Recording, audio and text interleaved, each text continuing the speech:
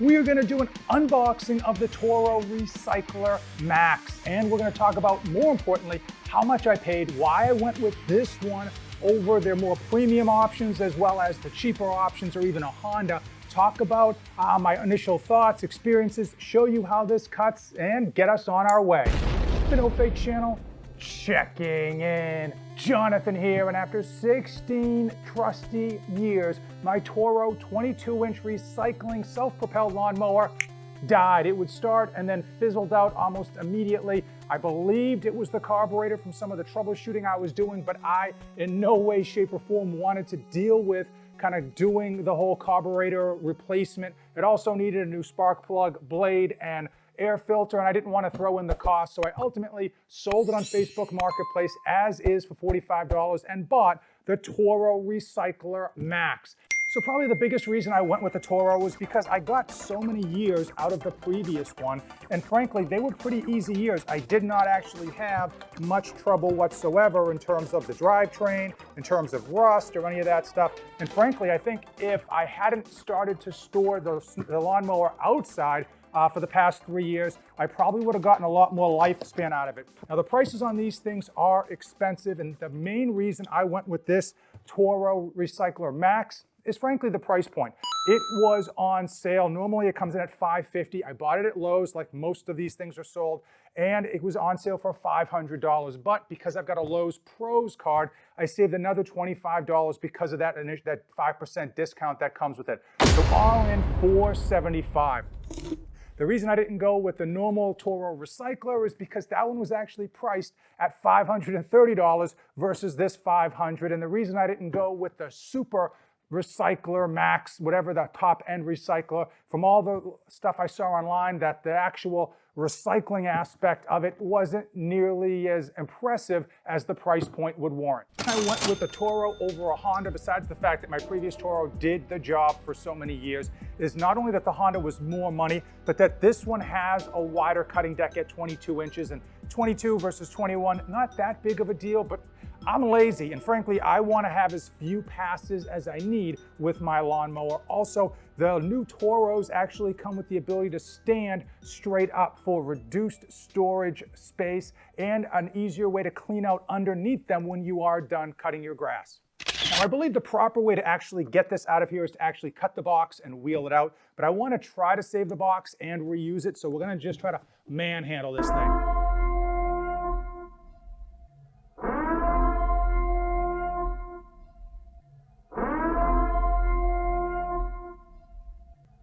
That absolutely could have gone a lot smoother. I will say, if you don't want to save the box, then you probably should follow the instructions and cut the sides of the box out and just wheel this out.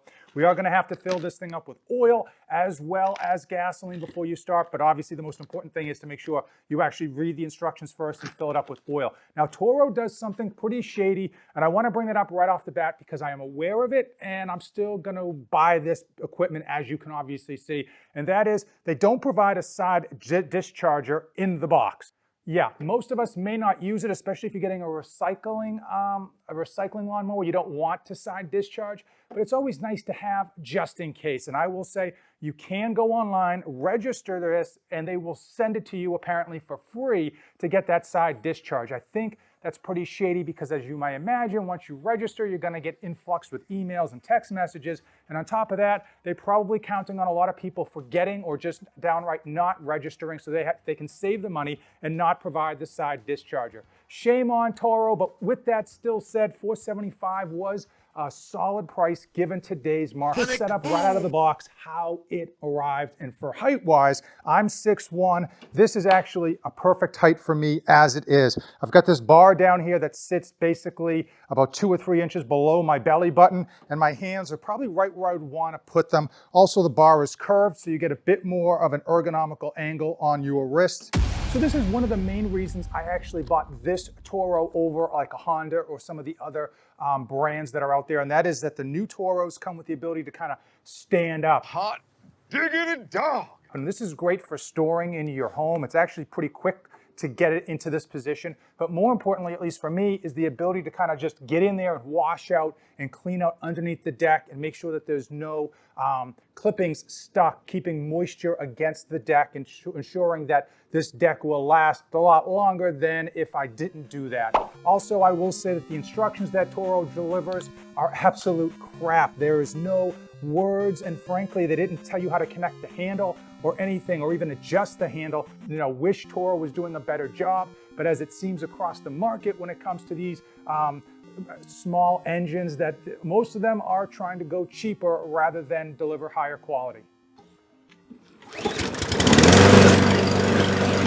Now, one thing that wasn't included in the instructions, and I'm gonna have to go online to figure it out, is that there is a plastic piece right here that is basically cushioning the handle. And I believe you can raise that up or down, and I don't necessarily know if raising it up moves the handle higher or lower. I like the handle as it is right now, but it would still be nice to know. Also, the specs online show that there should be 2 holes for this little clip here, one higher and one lower, but they actually don't have holes. It's basically got like just one big open section, so you can actually have it in the higher position or the lower position, but there's no individual holes, and I think that might be giving it a bit more wiggle, a bit more give, which obviously probably not something you want in a lawnmower. Now, the wheels are raised and lowered by simply using these little things. I actually find them to be fairly easy, especially when it's new. I will tell you that once your lawnmower gets old and a little more, you know, rust and wear and tear, they can be a bit more difficult, and you have to do it for all 4 wheels, but it does allow you a pretty good amount of height options. But I think for most people, you're gonna have one height on your lawn, at least per season, like one for spring, one for summer, one for fall. And so actually changing this isn't something you're gonna do fairly often. I want the truth! I've had this Toro Recycler Max now for 3 weeks, and I can tell you straight off the top, my personal opinion, it's a little bit underwhelming. Truth be told, I expected it to do a better job. No complaints regarding the fact that you get it out of the box, it's easy to set up, one pull start, and it does mulch. At the highest wheel level, it does a really good job mulching. Frankly, it does about the same job, if not just slightly better, than my previous Toro Recycler that came in at a much lower price tag and frankly is 15 plus years old, so it's a little bit long in the tooth before it finally died. I will say that at the lower levels of these wheels, you're gonna see a pretty good amount of grass clippings. And for something that says Recycler Max on the side and it has Vortex technology up here in the front, I did expect a bit better. I have to assume that this is going to mulch as good, if not the same, as their regular Toro Recycler, which should come in a little bit less in terms of the price point if they're not running any specific sales. There's really nothing underneath the deck here that would help improve the mulching overall. And even the blade itself is nothing special. I've had it for 3 weeks and it's already chipped up pretty well, especially for only 3 weeks of use. Now, 3 things that I did like about the Toro Max. Number 1 is the speed. You move pretty quick. At max speed, you do move very quickly. I'm 6'1", so I've got a fairly long gait. I feel like if it was any faster, it would probably be too fast. I feel like I'd have to kind of almost jog to keep up with it. So that's a nice thing. Also, the gas cap opening is wider than the previous model that I owned, and that's nice because it does prevent accidental gas spills. And probably the best feature on this lawnmower and why you would want to go with a new Toro if you had an older Toro that still kind of got the job done is the stow and go feature. You can easily move these handles forward in about 3 seconds and store this thing. And that is fantastic, not only for cleaning as well as for any type of maintenance you want to do on it, but during the winter time. Winter is coming. When you're going to be storing this for months on end, it's going to save you a lot of space, whether that's in your garage, in your shed, or just behind your house. 3 things that kind of just rub me the wrong way, especially since this Toro Recycler Max is one of the more premium options, and this is just brand new. Number 1, it did not come with the side chute, and as you can imagine, it's something I would probably use, especially if I'm going to be cutting higher amounts of grass. The reality is, it's been 3 weeks, it's supposed to arrive next week, and ultimately, I can't imagine they're saving any money by sending it to me separately rather than just tucking it away in the box, which had some extra space which would have easily fit a side chute. Obviously, they want you to either not sign up for that side chute and basically pocket that money, or connect you to their mailing list so they can inundate you with phone calls and emails, and that's just a little bit scammy. As far as the handle, there's just a little bit too much give in here. For something that's brand new, and this thing is tightened down very securely, there's too much give. The final thing, which I think is just wrong by Toro of doing,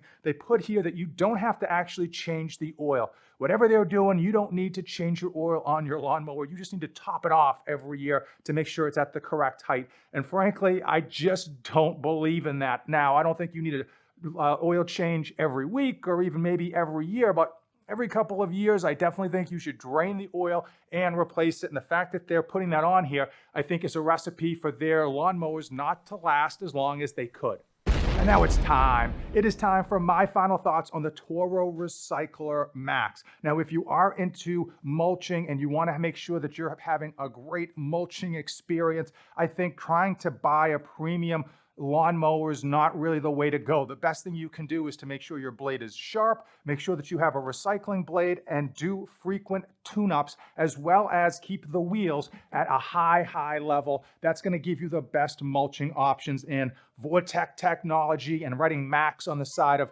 this thing isn't going to do any better of a job than their normal standard Toro recycler.